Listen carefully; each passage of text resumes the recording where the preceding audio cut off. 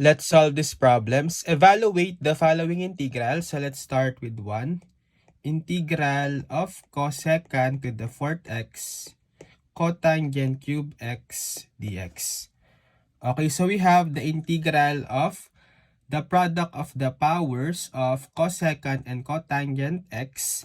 So for the cosecant, we have an even power of 4. And for the cotangent x, we have an odd power of 3. So if that's the case, I can split the power of cosecant to the 4th x as cosecant squared x times cosecant squared x. Then I'll just retain this cotangent cube x dx. And then I can apply in one of the cosecant squared x the Pythagorean identity.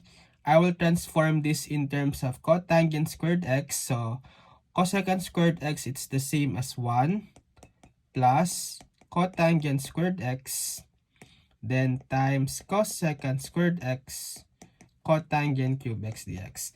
Or I can interchange the position of cotangent cube x and cosecant squared x, because from here I can now apply u substitution. So I let u be equal to cotangent x, and getting the derivative of both sides, derivative of u, it's du. Derivative of cot x, that's negative cosecant squared x dx.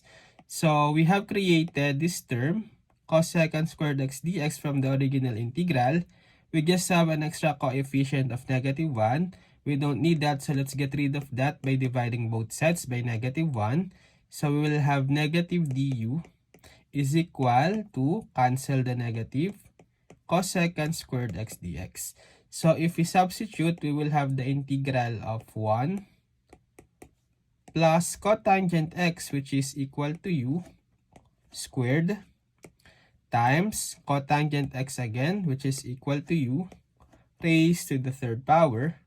And then this cosecant squared x dx is now equal to negative du.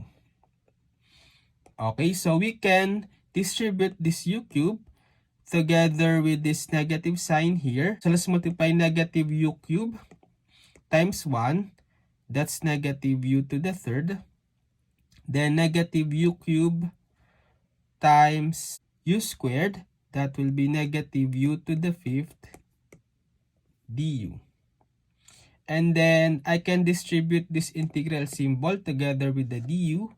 So we will have integral of, so this negative here, I can just put them in front. So we'll have negative integral of u cubed du, then minus the integral of u to the 5th du. So we can evaluate both of this integral using power rule. So we will have negative integral of u cubed du, that's u to the 3 plus 1 over 3 plus 1, or that's simply u to the 4th over 4. And then minus the integral of u to the 5th, that's u to the 5 plus 1 over 5 plus 1, or u to the 6th over 6, then don't forget the plus c. So finally, let's just transform back the u in terms of cotangent x.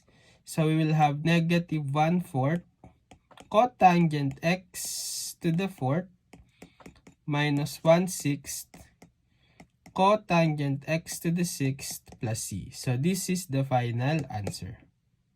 For number 2, we have the integral of cosecant cube x cotangent cube x dx. So this time we have the integral of the product of the powers of still cosecant and cotangent, both of which are add exponents or add powers, which is equal to 3.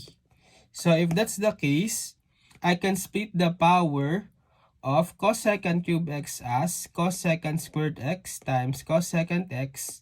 Also, for the cotangent cube x, I will split the power as cotangent squared x times cotangent x dx. And then, I will apply Pythagorean identity here in cotangent squared x. So, I will rewrite this in terms of cosecant squared x. So, that's equal to cosecant squared x minus 1. And then I'll just copy the remaining terms on the integral cosecant squared x. And by the way, I'll also combine this cosecant x times cotangent x on the last part.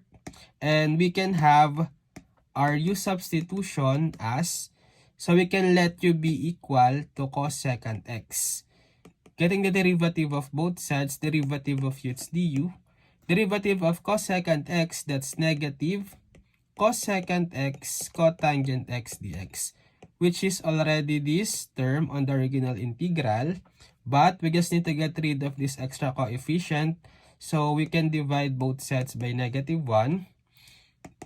So we'll have negative du. Canceling out the negative, we will have cosecant x cot x dx positive. And then if we try to substitute in the original integral, we will have cosecant x, that's equal to u, then squared, times the quantity cosecant x again, that's u. We also have squared, minus 1.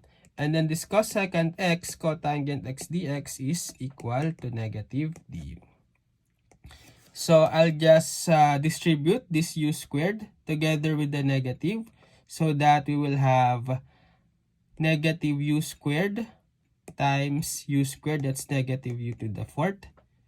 Negative u squared times -1, that's positive u squared quantity times du. And then I can distribute the integral symbol together with the du. So we'll have integral of, so by the way, this negative, I can just put in front of the integral. So negative integral of u to the fourth du plus integral of u squared du.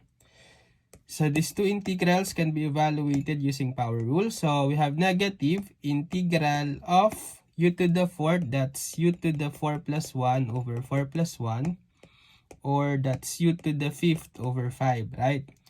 Plus the integral of u squared, that's u to the 2 plus 1 over 2 plus 1, or simply u cubed over 3. Then don't forget the plus c. So let's just substitute back the u in terms of x. So u is cosecant x. So the final answer will be negative 1/5 cosecant x to the fifth plus 1/3 cosecant x to the third plus c. Okay, so now it's your turn. So try to evaluate this integral and just comment your answers.